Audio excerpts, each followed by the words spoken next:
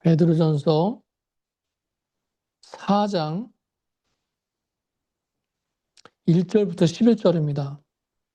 교독하시겠는데요. 제가 먼저 읽겠습니다. 그리스도께서 이미 육체의 고난을 받으셨으니 너희도 같은 마음으로 갑옷을 삼으라. 이는 육체의 고난을 받은 자는 죄를 그쳤음이니 그러고는 다시 사람의 정욕을 따르지 않고 하나님의 뜻을 따라 너희가 음란과 정욕과 술 취함과 방탕과 향락과 무법한 우상 숭배를 하여 이방인의 뜻을 따라 행한 것은 지나간 때로 족하도다. 극한 방탕을 다름질하지 아니하는 것을 그들이 이상히 여겨 비방하나 그들이 산 자와 죽은 자를 심판하기로 예비하신 이에게 사실대로 고하리라. 이를 위하여 죽은 자들에게도 복음을 전파되었으니 이는 육체로는 사람으로 심판을 받으나 영으로는 하나님을 따라 살게 하려 함이라. 만물의 마지막이 가까웠으니 그러므로 너희는 정신을 차리고 근신하여 기도하라. 사랑은 허다한 죄를 덮느니라. 서로 대접하기를 원망 없이 하고 각 은사를 받은 대로 하나님의 여러 가지 은혜를 맡은 선한 청지기 같이 서로 다 같이 읽겠습니다. 만일 누가 말하려면 하나님의 말씀을 하는 것 같이 하고 누가 봉사하려면 하나님의 공급하시는 힘으로 하는 것 같이 하라. 이는 범사에 예수 그리스도로 말미암아 하나님이 영광을 받으시게 하려 함이니 그에게 영광과 권능이 세세토록 있느니라. 아멘. 아멘. 베드로전서 3장 13절부터 4장까지는 고난에 대해서 좀 더 깊은 영성을 말씀하고 있다. 이런 말씀을 드렸습니다. 그 단순히 고난을 견뎌내라, 힘을 내라 이 정도의 말씀이 아니라 오히려 스스로 고난을 받아라. 의를 위하여 고난받는 것에 대해서 말씀하고 있었어요. 그러면서 이제 오늘 본문 4장으로 넘어오는데요. 여러분 지난 시간에 의를 위하여 고난받는 성도들은 세상 전체를 놓고 볼 때 소수다 그랬습니다. 소수. 그러나 적소수지만 그들은 예수님의 부활과 연합해서 세례를 받은 존재이기 때문에 최후에는 마지막에는 그 예수님과 함께 승리를 얻게 될 것이다. 이런 말씀을 드렸어요. 그걸 설명하기 위해서 노아 시대의 불순종으로 이미 심판받은 사람과 그 가운데 구원받게 된 노아의 가족을 예로 들어서 말씀하고 있었습니다. 그러면서 이제 오늘 본문 말씀에서는 뭘 말씀하고 있느냐? 그렇게 우리가 예수님과 연합했다면 이제는 우리에게 어떤 모습이 있어야 되느냐? 이걸 말씀하고 있어요. 첫 번째입니다. 그 예수님과의 연합을 깨트리는 죄를 이겨라 이렇게 말씀하고 있어요. 우리가 예수님과 연합해서 한 몸이 됐기 때문에 예수님의 승리는 나의 승리가 되고 예수님의 통치는 나의 통치가 됐어요. 근데 마귀가 그걸 그냥 놔두겠습니까? 마귀는요, 영적인 공격을 통해서 그것을 깨트리려고 한다는 거예요. 아주 단순하고 분명합니다. 그 예수님과 연합을 깨트리는 것, 무엇으로요? 바로 죄를 통해서 그 관계를 깨트린다는 거예요. 여러분, 대표적인 말씀이 있잖아요. 제가 지난번에도 말씀드렸습니다. 이사야서 59장 1절부터 2절 뭐라고 말씀합니까? 여호와의 손이 짧아 구원하지 못하심도 아니요 그의 귀가 둔하여 듣지 못하심도 아니라 오직 너희 죄악이 너희와 너희 하나님 사이를 갈라놓았다. 너희 죄가 그의 얼굴을 가려 너희에게서 듣지 않으시게 함이니라. 여러분 보세요. 죄가 나와 하나님 사이를 갈라놓았다 그랬어요. 분명하게 얘기합니다. 갈라놓았다. 여러분 죄는 하나님과 나 사이에 벽을 세웁니다. 하나님께서 나를 사랑하시지 않는 게 아니에요. 사랑하세요. 그런데 나의 죄가 그 하나님과의 교제를 막는 거예요. 여러분 죄가 들어오면 하나님과의 연합이 약해지게 되어 있습니다. 기도가 막히고 성령을 근심하게 해요. 말씀에서 또 너희의 죄가 그의 얼굴을 가렸다 그러죠. 가렸다. 이게 무슨 뜻이냐? 임재가 막혔다 이런 뜻이에요. 예, 은혜가 끊겼다 이런 의미입니다. 여러분은 은혜 없어도 살 수 있습니까? 예, 살아요. 예, 은혜 없이도 잘 살더라고요. 여러분 그러면 임재 없이도 살 수 있습니까? 예, 사라집니다. 예, 살면 사라져요. 그러나 어떻습니까? 그러니까 마음이 늘 공허한 거예요. 예, 신앙생활 하지만 뭔가 영적으로 외롭습니다. 답답함이 있다는 거예요. 예, 하나님의 임재를 체험하지 못하기 때문에 그렇습니다. 여러분 부모와 자식과의 관계를 생각해 보세요. 아버지의 아들인 것은 아버지의 딸인 것은 변하지 않아요. 그러나 자꾸 반항하고 거짓말하고 그 사이에 죄가 끼어들 때 그 아버지와의 친밀한 관계가 깨지는 겁니다. 예. 마찬가지예요. 죄로 인해서 하나님과의 영적인 친밀함이 깨어집니다. 예. 그러니까 음성이 잘 들려지지 않아요. 하나님의 뜻을 분별하지를 못하는 겁니다. 아버지 하나님을 사랑하지 않는 건 아닌데 뭔가 좀 동떨어져서 살고 있는 것 같아요. 예. 여러분 나와 하나님과의 관계를 갈라놓는 그 죄의 모습들이 있죠. 예. 이런 말씀을 드리면 번뜩 떠오르는 게 있을 겁니다. 예, 그게 맞을 거예요. 여러분 하나님의 얼굴을 가리는 것, 임재가 막히고 은혜가 막히게 하는 것, 그 죄가 있지 않습니까? 그걸 늘 경계하고 또 경계해야 될 줄로 믿습니다. 예. 대단한 삶이 영성을 만드는 게 아니더라고요. 예, 대단한 행동이 대단한 영성을 만드는 게 아닙니다. 하나님 앞에서 진실하고 거룩하게 살아가는 것, 매 순간 죄를 잘 끊어내면서 사는 것, 여러분 그게 깊은 영성, 섬세한 영성을 주더라고요. 예. 여러분 사실 죄를 끊어버려라, 정결해라. 이 말씀은 앞에서 이미 한 말씀이에요. 예, 이미 했어요. 베드로전서 1장 15절이나 2장 1절을 보시면 오직 너희를 부르신 거룩한 이처럼 너희도 모든 행실에서 거룩한 자가 되라. 이런 말씀들이 나옵니다. 예, 여러분 기억하실 거예요. 근데 제가 그때는 그 말씀을 전할 때는 좀 강하게 표현했어요. 죄를 끊어버려라. 예. 근데 그 강하게 표현한 건 제 표현입니다. 제 표현. 예. 그 말씀을 자세히 보면요. 그 내용을 보면 구원받은 백성이 당연히 가져야 될 어떤 도덕적인 결단이나 거룩함을 얘기하고 있어요. 그러니까 보통 자주 하는 일반적인 고민이라는 겁니다. 제 표현이 강해서 그랬지 일반적인 고민이라는 거예요. 그런데 오늘 4장 1절부터 6절까지 나오는 죄에 대한 권면은요. 말씀 자체가 굉장히 강해요. 더 강합니다. 마음의 갑옷을 삼아라. 여러분 거룩을요 전쟁으로 묘사하고 있어요. 그러니까 앞에서 예수님을 예로 들지 않았습니까? 지난 시간에. 그 예수님이 십자가를 지신 것처럼 죄를 끊어내기 위해서 죽을 각오로 싸우라. 이런 뜻이에요. 여러분, 의를 위하여 고난받기 위해서는요, 이 죄에 대해서 더욱더 철저하게 살아야 되는 줄로 믿습니다. 예. 그걸 못하면요, 의를 위하여 고난받는 게 아니에요. 죄 때문에 고난받는 게 됩니다. 예. 여러분 잘 들으세요. 제가 여러 번 말씀드린 적이 있습니다.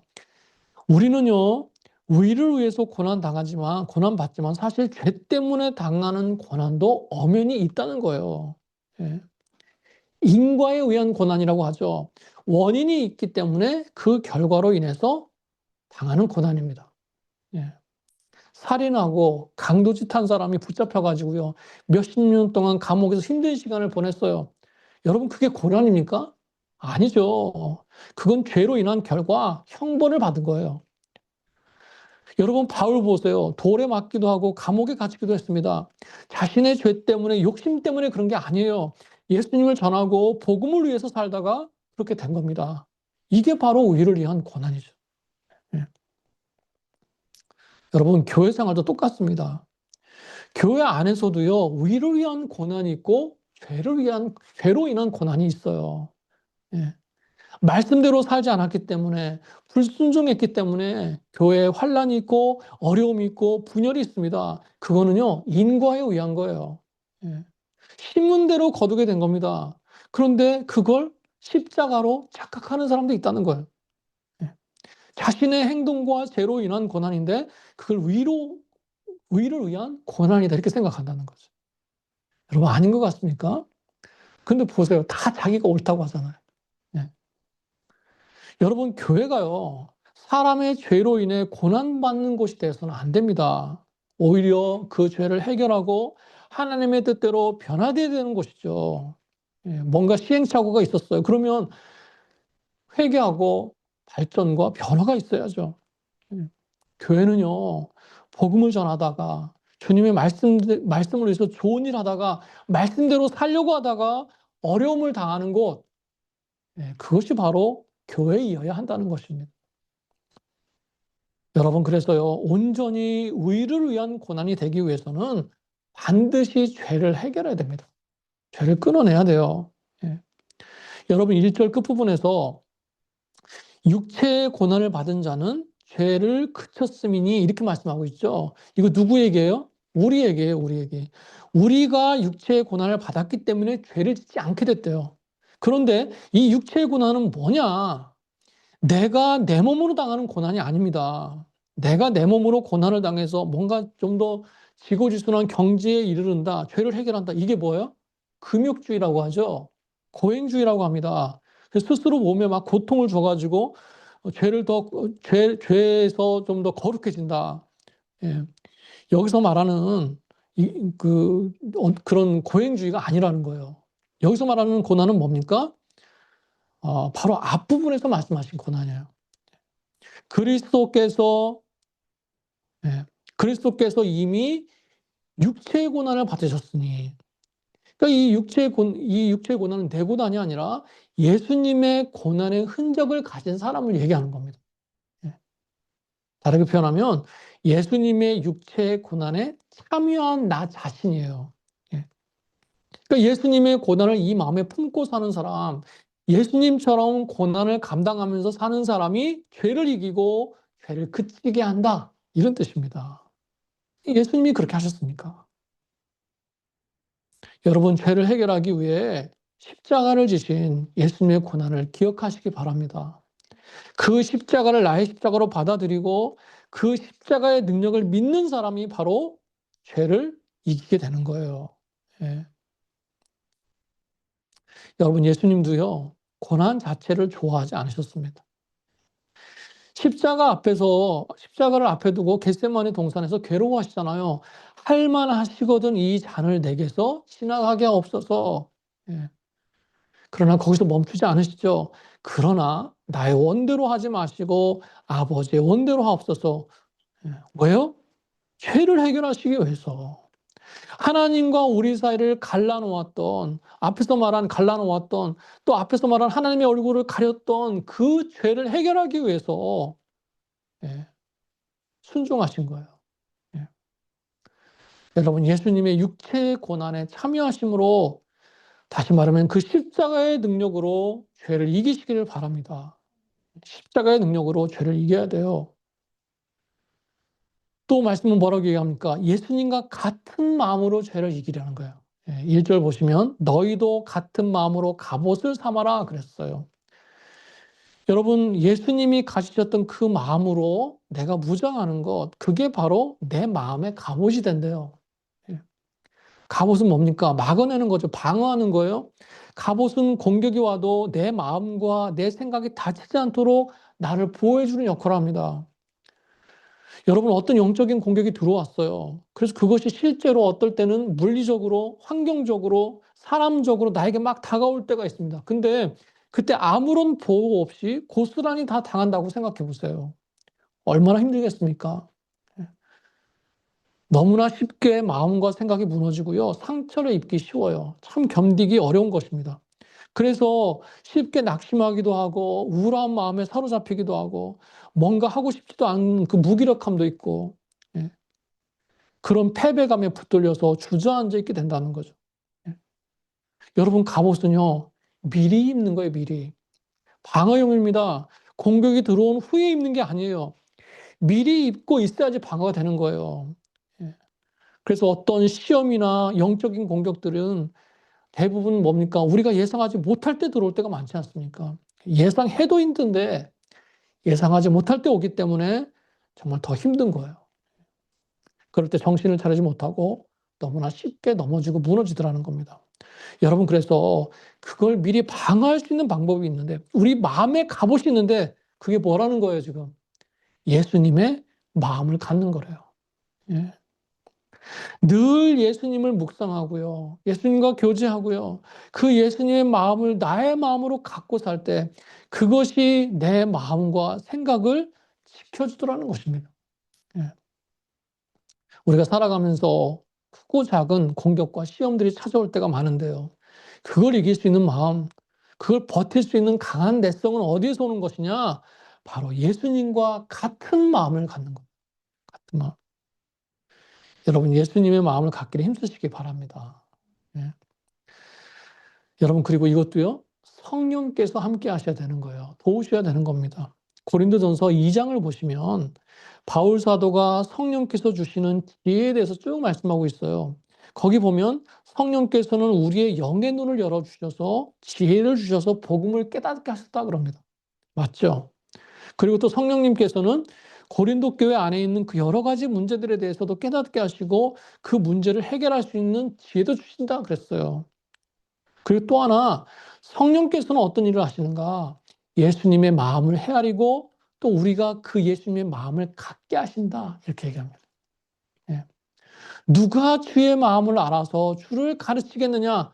그러나 우리가 그리스도의 마음을 가졌느니라. 누가 도우셔서요? 성령께서 일하셔서 예수님의 마음을 갖게 하신다는 거예요, 우리가. 예. 예수님의 마음을 갖는다는 건 뭐냐? 우리의 생각과 태도, 예. 우리의 판단과 감정을 예수님과 동일시하는 것입니다. 그런 책도 있잖아요. 예수님이라면 어떻게 하셨을까? 예. 예수님과 나를 동일시하는 거예요. 근데 누가 그렇게 할 수 있도록 도와주느냐? 바로 성령님이 그렇게 하신다는 겁니다. 성령님께서 나를 온전히 다스리실 때, 내가 성령 충만할 때 우리가 예수님과 동일한 태도와 마음을 갖게 되는 그런 은혜를 주신다는 겁니다. 여러분 그래서 예수님의 마음을 가지고 살 수 있도록 성령님께 구하세요. 성령님께 구하세요. 충만을 구하시기 바랍니다. 그것이 내 마음의 갑옷이 돼가지고요. 모든 영적인 공격과 시험으로부터 나를 지켜준다는 거예요. 성령께서 그렇게 할 수 있는 지혜와 힘을 주신다 그랬습니다.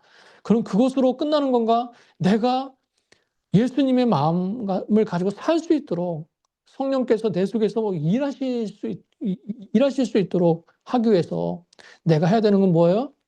역시 과거의 어떤 죄를 청산해야 된다는 것입니다.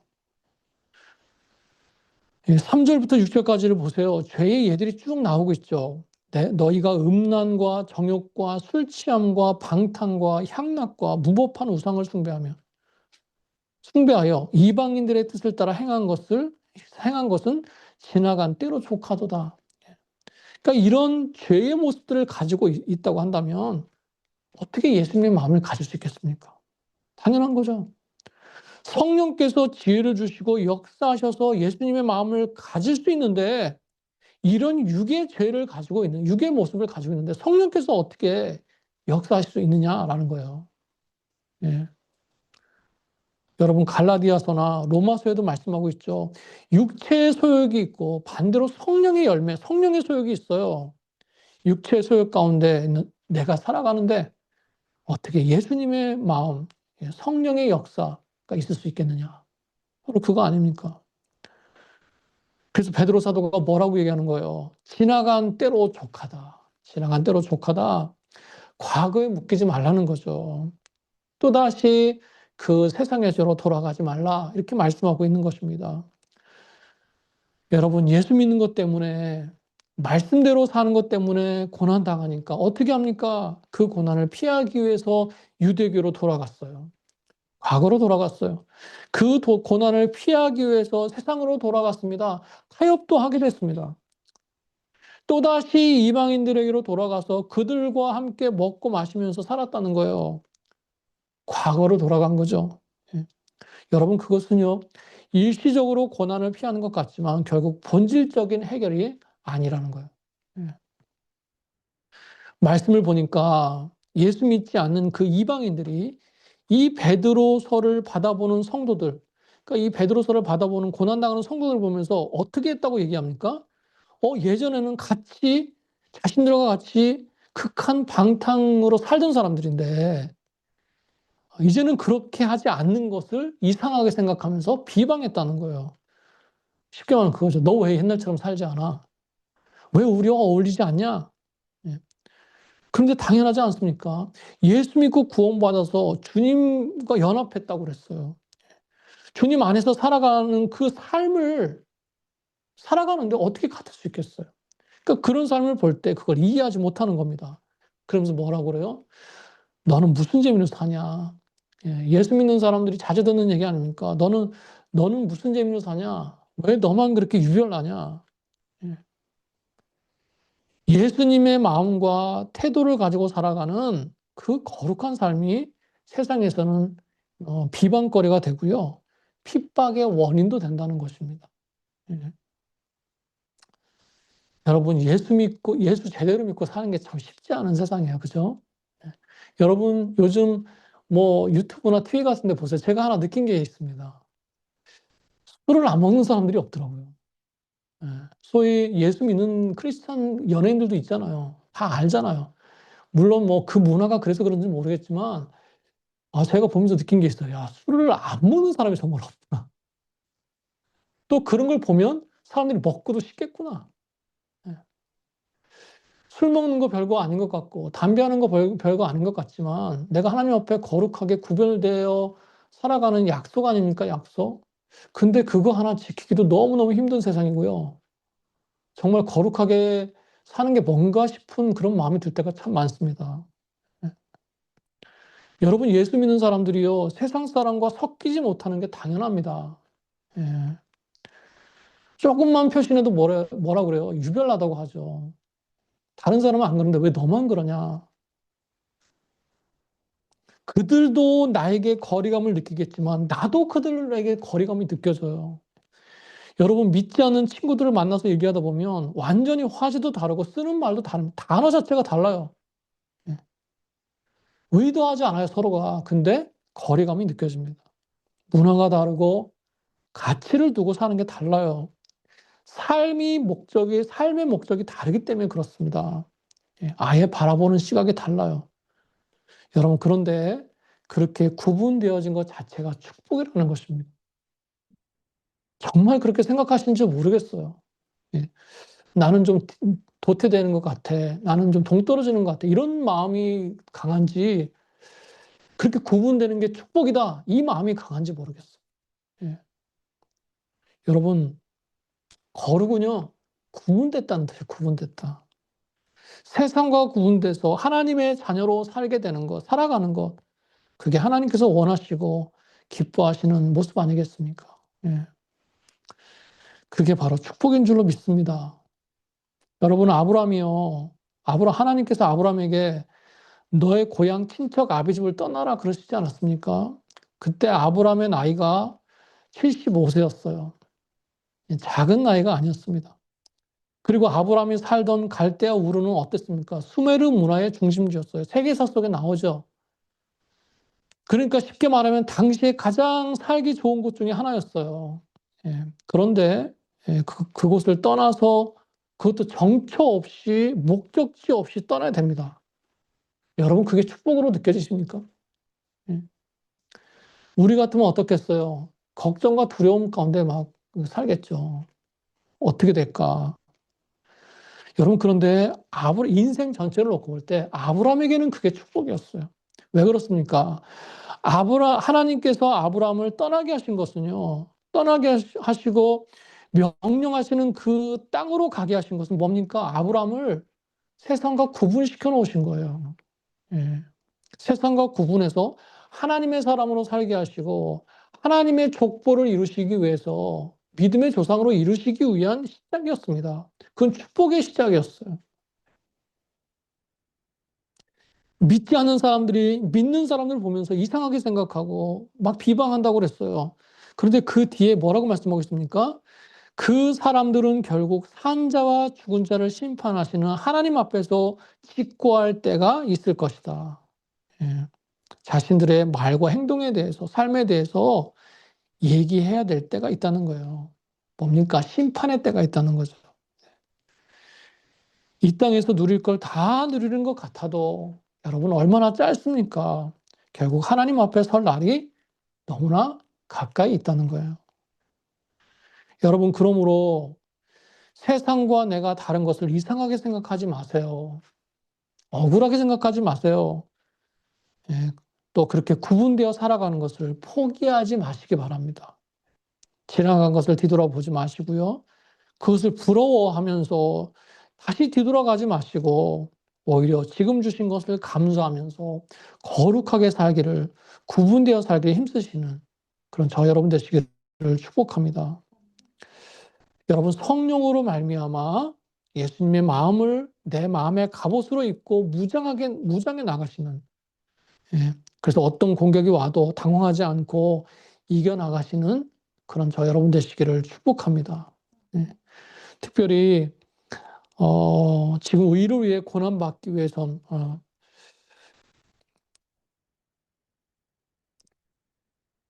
예, 제가 처음 태블릿을 지금 설교를 하고 있어요. 종이 설교를 하다가 태블릿을 처음 하고 있습니다. 그래서 좀 헷갈리는 부분이 있어요. 이해해 주시기 바랍니다. 예. 자, 우리의 고난이 의를 위한 고난이 되기 위해서는 죄의 갭을 막고 끊어버려야 된다 그랬어요. 예. 그걸 위해서 먼저 예수님의 육체의 고난에 참여해야 된다. 십자가의 능력으로 죄를 이겨야 된다라고 그랬습니다. 자, 그리고 예수님과 같은 마음을 가져야 된다, 이런 말씀을 드렸어요. 그리고 이제는 7절로 넘어갑니다. 7절부터 11절까지의 내용을 보시면 공동체에 대해서 말씀하고 있어요. 그러니까 제가 지금까지 말씀드린 건 뭡니까? 고난받는 개인의 삶에 대해서 말씀하고 있다면 이제는 하나님의 의를 세워나가는 공동체의 모습에 대해서 말씀하고 있다는 거예요. 그게 7절부터 11절까지 내용입니다. 우리가 참 잘 아는 말씀, 많이 읽은 말씀이에요. 만물의 마지막에 가까웠으니 그러므로 너희는 정신을 차리고 근신하여 기도하라. 무엇보다 뜨겁게 서로 사랑해라. 서로 대접하라. 섬기라는 말씀이죠. 그리고 은사를 받은 대로 선한 청지기까지 봉사하라. 이런 말씀들이 쭉 나옵니다. 저는 이 말씀을 묵상하면서 그런 생각이 들었어요. 해야 될 것을, 또 할 수 있는 것을 성실하게 감당하라. 이런 말씀으로 다가옵니다. 기도해라, 사랑해라, 서로 대접해라, 봉사해라. 여러분, 성도 중에 이걸 모르는 사람이 있겠습니까? 이것이 교회의 모습이 돼야 된다는 것을 부정하는 사람이 있겠어요? 예, 다 아는 거죠. 예, 그래서 어떻게 보면 특별한 게 아니에요. 뭐 어디 가서 순교하기까지 복음을 전해라, 뭐 감당하기 힘든 그 믿음의 도전을 해라. 거창한 것이 아니라는 겁니다. 새로운 게 아니에요. 성도로서 공동체 안에서 살아가야 되는 모습이에요. 예. 여러분, 이것이 하나님의 의를 세워나가는 공동체의 모습이 돼야 된다는 것입니다. 여러분, 그런데요, 이것조차도 내 힘으로 하는 것이 아닙니다. 말씀은 내 능력으로 하라고 말씀하지 않아요. 11절 보시면 뭐라고 얘기합니까? 만일 누가 말하려면 하나님의 말씀을 하는 것 같이 하고, 누가 봉사하려면 하나님이 공급하시는 힘으로 하는 것 같이 하라. 뭡니까? 결국은 내가 하는 게 아니라는 거예요. 예. 내가 하는 것처럼 하지 말라는 겁니다. 왜요? 범사에 예수 그리스도로 말미암아 하나님이 영광 받으시게 하려 합니다. 저는 이걸 이렇게 해석했습니다. 예, 나를 위해 내 힘으로 하려고 하면 하나님의 영광이 되지 않습니다. 예. 그렇잖아요. 우리 신앙생활을 보면. 예.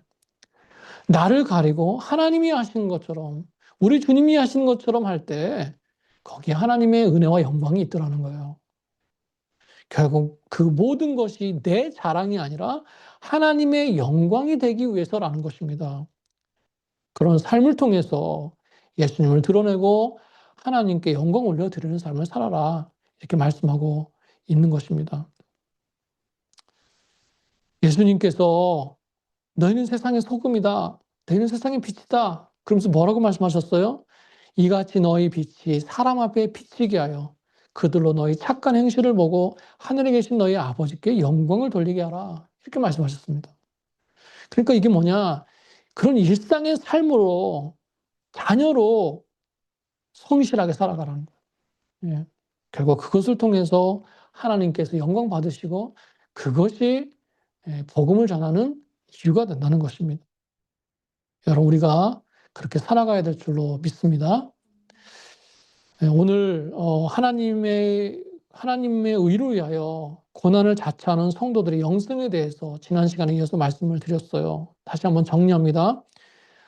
개인과 공동체에 대한 말씀을 드렸어요. 첫 번째는 우리의 고난이 의를 위한 고난이 되기 위해서 철저히 죄의 개입을 막고 끊어버리시기 바랍니다. 어떻게 죄를 이길 수 있다고 그랬어요? 예수님의 육체의 고난에 참여해야 됩니다. 우리말로 우리식으로 표현하면 십자가의 능력으로 이길 수 있어요. 죄는. 보혈의 능력, 십자가의 능력으로 이길 수 있습니다. 또 어떻게 이길 수 있습니까? 예수님과 같은 마음을 가져야 돼요. 예수님의 마음이 나에게는 죄를 막는 갑옷이 됩니다. 그 예수님의 마음을 가지기 위해서 성령님께 구하시기 바랍니다. 또 하나님의 의를 세워나가는 공동체에 대해서도 말씀을 드렸어요. 일상의 삶 속에서 내가 해야 될 것, 내가 이미 알고 있는 것들을 성실하게 감당하시기 바랍니다. 그것이 하나님께 영광이 되는 줄로 믿습니다. 이제 5월이 끝나고 오늘이 마지막 날이잖아요. 6월이 시작되는데 6월 한 달 동안도요. 주님의 은혜 가운데 사시고 오늘 말씀처럼 예수님의 마음으로 또 십자가의 능력으로 죄를 이기면서 사시고요. 또 허락하시는 그 안에서 공동체를 잘 세워나가시는 기도와 성실함으로 섬기시는 그런 6월이 되시기를 주님의 이름으로 축원합니다. 축원합니다. 아멘.